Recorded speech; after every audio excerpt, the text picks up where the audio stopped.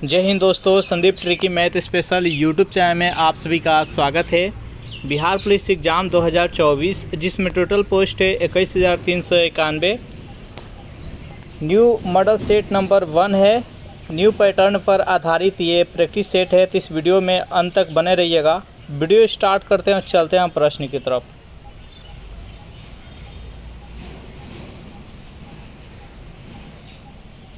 पहला प्रश्न है आपके सामने कि उत्तरी अमेरिका के शीतोष्ण घास स्थल किस नाम से जाने जाते हैं। बताइए इस प्रश्न का सही आंसर क्या है। जितने भी प्रश्न इसमें हाईलाइटेड किया गया है सभी के सभी बेहद इम्पोर्टेंट है और ऐसे प्रश्न आपके एग्ज़ाम में 100% बनेगा। उत्तरी अमेरिका के शीतोष्ण घास स्थल किस नाम से जाने जाते हैं। जो भी कैंडिडेट ऑप्शन नंबर डी के साथ जा रहे हैं, प्रेयरीज बता रहे हैं, बिल्कुल ही सही जवाब है। इसका राइट आंसर है ऑप्शन नंबर डी। सेकेंड प्रश्न है आपके सामने कि लक्षद्वीप में कितने द्वीप समूह है। 17, 27, 36, 47। सेकेंड प्रश्न का सही आंसर क्या है, जल्दी से बताइए। जो भी कैंडिडेट यहाँ पर ऑप्शन नंबर सी के साथ जा रहे हैं, 36 बता रहे हैं, बिल्कुल ही सही जवाब है। तीन प्रश्न है आपके सामने कि हाथ से लिखा हुआ शब्द समूह के लिए एक शब्द क्या होगा। बताइए तीनों प्रश्न का सही आंसर क्या है। तो जो भी कैंडिडेट ऑप्शन नंबर डी के साथ जा रहे हैं, हस्तलिखित बता रहे हैं, बिल्कुल ही सही जवाब है। चार प्रश्न है आपके सामने कि नोबेल पुरस्कार प्रति वर्ष कहाँ बांटे जाते हैं। बताइए यहाँ पर चार प्रश्न का सही आंसर क्या है। तो नोबेल पुरस्कार प्रति वर्ष कहाँ बांटे जाते हैं। जो भी कैंडिडेट ऑप्शन नंबर बी के साथ जा रहे हैं, स्टॉकहोम बता रहे हैं, बिल्कुल ही सही जवाब है। पाँचवा प्रश्न है आपके सामने कि फ्रीडम फ्रॉम फियर पुस्तक किसके द्वारा लिखी गई है। बताइए यहाँ पर पाँचवा प्रश्न का सही आंसर क्या है। तो ये आन सुजुकी के द्वारा लिखा गया है। इसका राइट आंसर है ऑप्शन नंबर सी। छठवां प्रश्न है आपके सामने कि 1984 पुस्तक के लेखक कौन है। बताइए यहाँ पर छठवां प्रश्न का सही आंसर क्या है। 1984 पुस्तक के लेखक कौन है। छठवां प्रश्न का जो भी कैंडिडेट ऑप्शन नंबर सी के साथ जा रहे हैं, जॉर्ज ऑरवेल बता रहे हैं, बिल्कुल ही सही जवाब है। सातवां प्रश्न है कि select the wrongly spelling word. यहाँ पर रॉन्ग स्पेलिंग कौन सा है। बताइए यहाँ पर सातवां प्रश्न का सही आंसर क्या है। तो यहाँ पर असिस्टेंस है जो कि रॉन्ग स्पेलिंग यहाँ पर दिया गया है, तो इसका राइट आंसर हो जाएगा ऑप्शन नंबर ए। आठवां प्रश्न है आपके सामने कि जवाहरलाल नेहरू बंदरगाह कहाँ पर स्थित है। पारादीप, कोचीन, मुंबई और कोलकाता। बताइए यहाँ पर आठवां प्रश्न का सही आंसर क्या होगा। तो जवाहरलाल नेहरू बंदरगाह कहाँ पर स्थित है। जो भी कैंडिडेट ऑप्शन नंबर सी के साथ जा रहे हैं, मुंबई बता रहे हैं, बिल्कुल ही सही जवाब है। नौवां प्रश्न है आपके सामने कि ज्वालामुखी सक्रियता द्वारा किस प्रकार की झील बनती है। बताइए यहाँ पर नौवां प्रश्न का सही आंसर क्या होगा। जो भी कैंडिडेट ऑप्शन नंबर सी के साथ जा रहे हैं, ज्वालामुखी झील, बिल्कुल ही सही जवाब है। इसका राइट आंसर है ऑप्शन नंबर सी। 10वां प्रश्न है आपके सामने कि क्षमता उपयोग। ये अर्थशास्त्र से प्रश्न है। चारों ऑप्शन देखिए और बताइए इस प्रश्न का सही आंसर क्या है। तो ऑप्शन नंबर ए है कि आमतौर पर लगभग 100% है। बी है कि उस श्रम शक्ति के प्रतिशत का प्रतिनिधित्व करता है जो नियोजित है। सी है वर्तमान उत्पादन के लिए प्रयुक्त विद्यमान पूंजी स्टॉक के समानुपातिक माप है। और डी है कि जब अर्थव्यवस्था मंदन में चली जाती है तो बढ़ता, क्योंकि फर्म को उत्पादन बनाए रखने के लिए बेरोजगार कामगारों को किसी अन्य संसाधनों से प्रतिस्थापित करना पड़ता है। बताइए यहाँ पर इस प्रश्न का सही आंसर क्या है। जो भी कैंडिडेट ऑप्शन नंबर सी के साथ जा रहे हैं, बिल्कुल ही सही जवाब है। सेशन आप लोग को अच्छा लग रहा है तो वीडियो को लाइक अपने दोस्तों पर जल्दी से शेयर कर दीजिए। 11वां प्रश्न है आपके सामने कि लोकवित्त में अधिकतम सामाजिक लाभ का सिद्धांत किसके द्वारा दिया गया। बताइए यहाँ पर 11वां प्रश्न का सही आंसर क्या है। तो डाल्टन के द्वारा। इसका राइट आंसर है ऑप्शन नंबर डी। 12वां प्रश्न है कि निवेश गुणक का मूल्य संबंधित है। अर्थशास्त्र से प्रश्न है। अर्थशास्त्र से थोड़ा सा डिफ़िकल्ट प्रश्न रहता है, क्योंकि इस पर जो स्टूडेंट रहते हैं बहुत कम ध्यान देते हैं, बहुत कम पढ़ते हैं। अर्थशास्त्र हो गया या बायोलॉजी हो गया। तो जो भी प्रश्न इससे रहता है आसान भी रहता है तब भी वो डिफ़िकल्ट ही लगता है, क्योंकि ये कैंडिडेट बहुत ही कम पढ़ते हैं इकोनॉमिक्स तथा बायोलॉजी। 12वां प्रश्न का जो भी कैंडिडेट ऑप्शन नंबर बी के साथ जा रहे हैं, आय में परिवर्तन के कारण स्वायत्त निवेश में परिवर्तन से, इसका राइट आंसर है ऑप्शन नंबर बी। 13वां प्रश्न है आपके सामने कि रिक्त स्थान को भरने के लिए उपयुक्त शब्द का चयन करें। राम के डैश आग्रह करने पर मैं उसके घर गया। बताइए यहाँ पर 13वां प्रश्न का सही आंसर क्या होगा। यहाँ पर उचित शब्द क्या भरा जाएगा। तो यहाँ पर राम के बहु आग्रह करने पर मैं उसके घर गया, इसका राइट आंसर हो जाएगा ऑप्शन नंबर डी। नेक्स्ट यहाँ पर 14वां प्रश्न है आपके सामने कि भौतिक का विलोम यहाँ पर बताना है। भौतिक का विलोम क्या होगा। जो भी कैंडिडेट ऑप्शन नंबर डी के साथ जा रहे हैं, आध्यात्मिक, बिल्कुल ही सही जवाब है। Select the most appropriate word to the filling the blanks. यहाँ पर सेंटेंस दिया गया, A number of peoples dash to watch the live performance last night. यहाँ पर कौन सा वर्ड का प्रयोग किया जाएगा, जल्दी से बताइए। यहाँ पर 15वां प्रश्न का सही आंसर क्या है। तो यहाँ पर हो जाएगा gathered, a number of peoples gathers to the watch the live performance last night, इसका राइट आंसर है ऑप्शन नंबर डी। 16वां प्रश्न है कि संविधान की उद्देशिका यानी प्रस्तावना का संशोधन कितनी बार किया गया है। बताइए यहाँ पर 16वां प्रश्न का सही आंसर क्या है। तो मात्र एक बार किया गया है, इसका राइट आंसर है ऑप्शन नंबर सी। जल्दी से कमेंट कीजिए कि जो प्रस्तावना में संशोधन किया गया था वो कितने नंबर संशोधन था तथा कब किया गया था। 17वां प्रश्न है आपके सामने कि राज्यपाल द्वारा जारी किया गया अध्यादेश किसके द्वारा अनुमोदन के अधीन है। बताइए यहाँ पर इस प्रश्न का सही आंसर क्या होगा। 17वां प्रश्न का जो भी कैंडिडेट ऑप्शन नंबर बी के साथ जा रहे हैं, राज्य विधानमंडल, बिल्कुल ही सही जवाब है। और राज्यपाल के द्वारा जो अध्यादेश जारी किया जाता है किस अनुच्छेद के तहत, तो 213, और राष्ट्रपति के द्वारा 123। याद रखिएगा, इस प्रश्न का राइट आंसर है ऑप्शन नंबर बी। 18वां प्रश्न है कि अपने उपन्यास आनंद मठ में बंकिम चंद्र चटर्जी द्वारा बंगाल में किस विद्रोह का विशेष उल्लेख किया गया था। बताइए यहाँ पर इस प्रश्न का सही आंसर क्या है, किस विद्रोह का उल्लेख किया गया। तो जो भी कैंडिडेट ऑप्शन नंबर बी के साथ जा रहे हैं, सन्यासी विद्रोह, बिल्कुल ही सही जवाब है। 19वां प्रश्न है कि मौर्य दरबार में ग्रीस के राजदूत का नाम क्या था। जो ग्रीस का राजदूत आया था उसका नाम क्या था, जल्दी से बताइए यहाँ पर 19वां प्रश्न का सही आंसर क्या है। तो मेगास्थनीज आया था, इसका राइट आंसर है ऑप्शन नंबर बी। 20वां प्रश्न है कि दिल्ली सुल्तान का शासन कब प्रारंभ हुआ।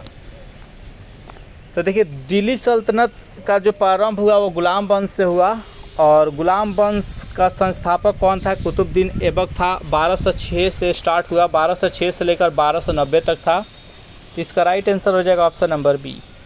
नेक्स्ट यहाँ पर 21वां प्रश्न है कि select the antonyms of the given words. Diminish के यहाँ पर एंटोनेम्स बताना है, डिमिनिश का एंटोनेम्स क्या होगा। जो भी कैंडिडेट ऑप्शन नंबर सी के साथ जा रहे हैं, इंक्रीज, बिल्कुल ही सही जवाब हो जाएगा। नेक्स्ट यहाँ पर 22वां प्रश्न है कि select the synonyms of the given words. Accomplish के यहाँ पर सिनोनिम्स बताना है। बताइए यहाँ पर 22वां प्रश्न का सही आंसर क्या है। तो यहाँ पर अचीव हो जाएगा, इसका राइट आंसर है ऑप्शन नंबर डी। 23वां प्रश्न है आपके सामने कि नापे किसका एक प्रकार है। नदीय लक्षण का, बलित संरचना का, पर्दन मैदान का और डेल्टा प्रदेश का। बताइए यहाँ पर 23वां प्रश्न का सही आंसर क्या है। जो भी कैंडिडेट ऑप्शन नंबर बी के साथ जा रहे हैं, बलित संरचना, बिल्कुल ही सही जवाब है। नेक्स्ट यहाँ पर 24वां प्रश्न है कि पनामा नहर स्वेज नहर से भिन्न है क्योंकि। बताइए यहाँ पर 24वां प्रश्न का सही आंसर क्या है। बताइए इस प्रश्न का सही आंसर क्या है। जो भी कैंडिडेट ऑप्शन नंबर ए के साथ जा रहे हैं, ये लॉ के प्रणाली है। जो पनामा नहर है ये लॉ के, जो पनामा नहर कहाँ पर स्थित है, तो ये उत्तरी अमेरिका और दक्षिणी अमेरिका है। तो उत्तरी अमेरिका का जो एक देश है पनामा, उसी में इसको कटान की गई है। ये अलग करता है उत्तरी अमेरिका को दक्षिणी अमेरिका से। तो यहीं लॉक सिस्टम वहाँ पर है। तो इसका राइट आंसर है ऑप्शन नंबर ए। नेक्स्ट यहाँ पर 25वां प्रश्न है आपके सामने कि वह क्षेत्र जो किसी स्थूल संरचना रूपांतरण के प्रति प्रतिरोधी होता है यह कहलाता है। बताइए यहाँ पर 25वां प्रश्न का सही आंसर क्या होगा। इसका राइट आंसर है ऑप्शन नंबर डी, शील्ड यानी ढाल। नेक्स्ट यहाँ पर 26वां प्रश्न है आपके सामने कि लानो कहाँ के घास स्तर है। लानो नहीं, लानोज हो जाएगा। बताइए यहाँ पर 26वां प्रश्न का सही आंसर क्या होगा। तो जो भी कैंडिडेट ऑप्शन नंबर डी के साथ जा रहे हैं, चिली बता रहे हैं, बिल्कुल ही सही जवाब है। अगर यहाँ पर वेनेजुएला रहता तो वेनेजुएला भी हो जाता। इसका राइट आंसर है ऑप्शन नंबर डी। अर्जेंटीना में कौन सा घास स्थल है, तो वहाँ पर पंपास है अर्जेंटीना में। नेक्स्ट यहाँ पर 27वां प्रश्न है कि सही बर्तनी वाले शब्द का चयन करें। बताइए यहाँ पर इसमें से कौन सा उपर्युक्त सही लिखा गया है। जो भी कैंडिडेट ऑप्शन नंबर सी के साथ जा रहे हैं, बिल्कुल ही सही जवाब है। दिए गए वाक्य में रेखांकित खंड को प्रतिस्थापित करने के लिए उपयुक्त विकल्प का चयन करें। सविता पढ़ना लिखना जानती है, यहाँ पर उपयुक्त शब्द क्या होगा, जल्दी से बताइए। पढ़ना लिखना जानती है, उसके लिए एक शब्द आपको बताना है। बताइए यहाँ पर इस प्रश्न का सही आंसर क्या है। सविता है जो कि पढ़ना लिखना जानती है, यानी वो साक्षर है, पढ़ी लिखी है। इसका right answer option number C. 29वां प्रश्न है किसी उत्पादन की वह मांग जो वह अपने लिए चाहती है क्या कहलाती है। बताइए यहाँ पर 29वां प्रश्न का सही आंसर क्या है। तो प्रत्यक्ष या स्वायत्त मांग हो जाएगा। इसका राइट आंसर है ऑप्शन नंबर डी। 30वां प्रश्न आपके सामने कि भारत में सरकार की संसदीय प्रणाली कहाँ से ग्रहण की गई। बताइए यहाँ पर 30वां प्रश्न का सही आंसर क्या है। किस देश के संविधान से प्राप्त किया गया संसदीय प्रणाली। जो भी कैंडिडेट ऑप्शन नंबर सी के साथ जा रहे हैं, ब्रिटिश संविधान, बिल्कुल ही सही जवाब है। 31वां प्रश्न है कि लोकतांत्रिक प्रणाली के लिए निम्न में से कौन से तत्व आवश्यक है। बताइए 31वां प्रश्न का सही आंसर क्या होगा। तो ऑप्शन नंबर बी इसका राइट आंसर हो जाएगा, अवसर की समानता। नेक्स्ट प्रश्न है आपके सामने कि अतिरिक्त मान किसके बराबर होते हैं। बताइए यहाँ पर 32वां प्रश्न का सही आंसर क्या होगा।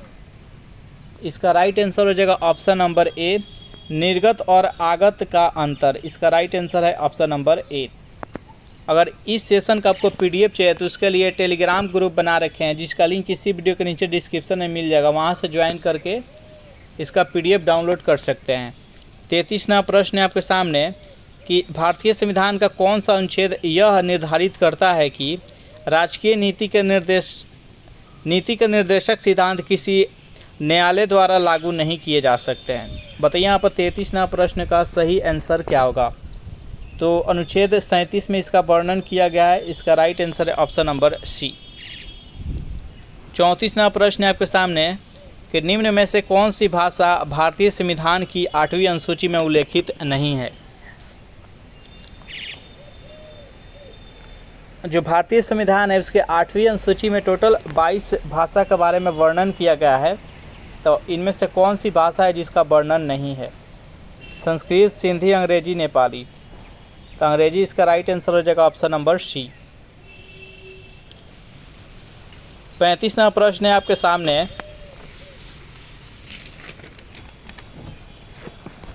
कि कौन सा प्राचीन भारतीय साम्राज्य नीचे उसकी राजधानी के साथ गलत जोड़े के रूप में अंकित है।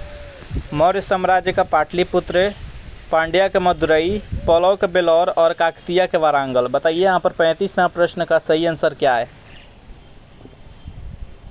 यहाँ पर पल्लव का बेलौर दिया गया है जो कि गलत है। इसका राइट आंसर है ऑप्शन नंबर सी। नेक्स्ट यहाँ पर 36वां प्रश्न है कि select the word which means the same as the group of word given. A mass of snow, ice and rocks falling rapidly down a mountain.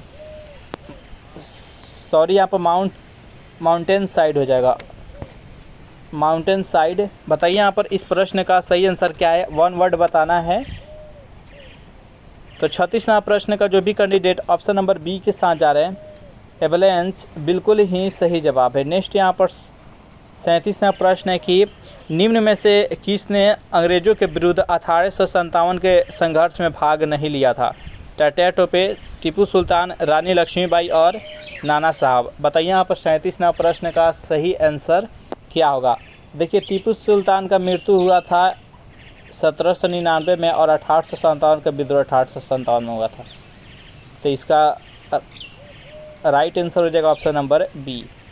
Next question देखते हैं। यहाँ पर प्रश्न है आपके सामने, निम्न में से कौन सा संशोधन अधिनियम मिनी संविधान माना जाता है? बताइए यहाँ पर 38वां प्रश्न का सही आंसर क्या होगा? जो भी कैंडिडेट ऑप्शन नंबर सी के साथ जा रहे हैं, 42वें संविधान संशोधन अधिनियम 1976 बिल्कुल ही सही जवाब है।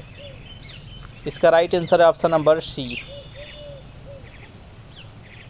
39वां प्रश्न है आपके सामने कि निम्नलिखित ऐतिहासिक घटनाओं का क्रमानुसार व्यवस्थित कीजिए। इनमें से कौन सा क्रांति सबसे पहले हुआ था, उसका क्रमवार यहाँ पर सजाना है। बताइए यहाँ पर 39वां प्रश्न का सही आंसर क्या होगा? तो देखिए, सबसे पहले ग्लोरियस क्रांति हुआ था, उसके बाद से स्वतंत्रता की अमेरिका लड़ाई हुई थी, फिर यहाँ पर फ्रांसीसी क्रांति हुआ था और लास्ट में रूसी क्रांति हुआ था। इसका राइट आंसर हो जाएगा ऑप्शन नंबर बी। 40वां प्रश्न है आपके सामने, select the meaning of the given items. यहाँ पर आइटम्स जो दिया गया है, अंडर द क्लाउड यानी सस्पिशन में रहना। बताइए यहाँ पर 40वां प्रश्न का सही आंसर क्या है? तो अंडर सस्पिशन, इसका राइट आंसर हो जाएगा ऑप्शन नंबर डी। 41वां प्रश्न है आपके सामने कि धान की खेती के लिए सर्वाधिक आदर्श मृदा कौन सी होती है? बताइए यहाँ पर इस प्रश्न का सही आंसर क्या होगा? धान की खेती के लिए सबसे उपयुक्त मृदा कौन सी होती है? 41वां प्रश्न का जो भी कैंडिडेट ऑप्शन नंबर सी के साथ जा रहे हैं, जलोढ़ मृदा बता रहे हैं, बिल्कुल ही सही जवाब है। नेक्स्ट यहाँ पर 42वां प्रश्न है कि लाल मृदा में लाल रंग किसके अलेपन के कारण आ जाता है? बताइए यहाँ पर नाइट्रोजन, ह्यूमस, लोहा और तांबा। बताइए 42वां प्रश्न का सही आंसर क्या होगा? तो लोहा के कारण ऐसा होता है। इसका राइट आंसर है option number C, ferrous oxide के कारण जो लाल मृदा होता है उसका रंग लाल हो जाता है। नेक्स्ट यहाँ पर 43वां प्रश्न है। जितने भी प्रश्न हैं सभी के सभी बेहद इम्पोर्टेंट प्रश्न हैं। 43वां प्रश्न है कि निम्न में से कौन सी नदी भूमध्य रेखा को 2 बार पार करती है? जो भूमध्य रेखा है उसको 2 बार पार करती है। एक यहाँ पर है कर्क रेखा, ये भूमध्य रेखा, और ये मकर रेखा। तो कर्क रेखा के तो भारत में 2 बार पार करती है माही नदी, आपको मालूम होगा। यहाँ पर भूमध्य रेखा पूछा है। बताइए यहाँ पर 43वां प्रश्न का सही आंसर क्या होगा? तो इसका राइट आंसर हो जाएगा ऑप्शन नंबर सी, नाइजर नदी। नाइजर नदी है जो कि भूमध्य रेखा को 2 बार पार करती है, और कांगो नदी है जो कि कांगो लिम्पोपो नदी है जो कि यहाँ पर मकर रेखा को 2 बार काटती है। नेक्स्ट यहाँ पर 44वां प्रश्न है कि प्रार्थना समाज का संस्थापक कौन था? बताइए यहाँ पर 44वां प्रश्न का सही आंसर क्या है? जो भी कैंडिडेट ऑप्शन नंबर सी के साथ जा रहे हैं, आत्माराम पांडुरंग बता रहे हैं, बिल्कुल ही सही जवाब है। इसका राइट आंसर हो जाएगा option number C, Dayanand Saraswati थे, वो आर्य समाज के संस्थापक थे। स्वामी विवेकानंद थे जो कि रामकृष्ण मिशन का संस्थापक थे। नेक्स्ट यहाँ पर 45वां प्रश्न है कि सिखों के धार्मिक स्थलों में निम्न में से कौन सा स्थल भारत में नहीं है? बताइए यहाँ पर 45वां प्रश्न का सही आंसर क्या होगा? जो भी कैंडिडेट ऑप्शन नंबर ए के साथ जा रहे हैं, ननकाना साहिब जो कि पाकिस्तान में, इसका राइट आंसर है ऑप्शन नंबर ए। 46वां प्रश्न है कि निम्न में से किस संगठन का मुख्यालय जिनेवा में नहीं है? बताइए इस प्रश्न का सही आंसर क्या होगा? 46वां प्रश्न का जो भी कैंडिडेट ऑप्शन नंबर ए के साथ जा रहे हैं, खाद्य एवं कृषि संगठन, बिल्कुल ही सही जवाब है। विश्व मौसम विज्ञानी संगठन है जो कि जिनेवा में है, स्वास्थ्य संगठन जिनेवा में, विश्व व्यापार संगठन जिनेवा में है। नेक्स्ट यहाँ पर 47वां प्रश्न की किस इको प्रणाली में ग्रासलैंड शामिल किया जाता है? बताइए यहाँ पर 47वां प्रश्न का सही आंसर क्या है?